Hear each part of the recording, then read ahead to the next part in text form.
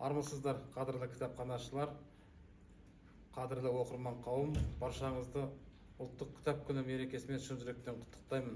Мемлекет басшысы биыл алғаш рет аталып отырған ұлттық кітап күні білімпаздықтың, ізденімпаздықтың, кітап құмарлықты дәріптейтін күн деп ерекше мән беріп отыр.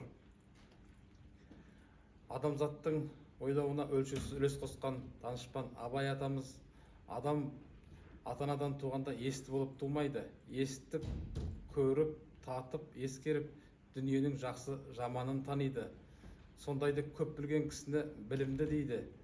Естілердің жақсы сөзін ескеріп жүрген адам өзі де есті болады.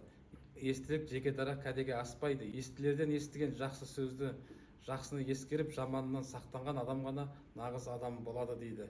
Демек, жақсы адам болу үшін адамға бірінші білім, парасат, адамгершілік, ізгілік, мейірім сияқты қасиеттер керек. Міне осындай асыл қасиеттердің алтын сандығы кітап екені белгілі. Сондықтан да біз кітапхананы әрқашанда парасаттың ордасы, жалпы адамзаттық ұлттық құндылықтардың алтын қоймасы деп білеміз.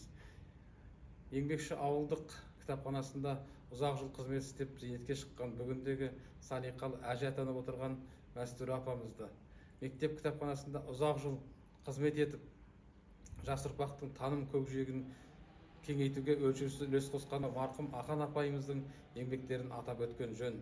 Еңбекші ауылдық кітапханасының жаңа заман талабына сай гүлденіп, ауылымыздың рухани ордасына айналуына өлшеусіз үлес қосып келе жатқан үздік кітапханашылар Қаншайым Қалқаманқызы, Назгүл Күлашар қызының еңбектеріне шығармашылық табыс, отбасыларына береке тілеймін.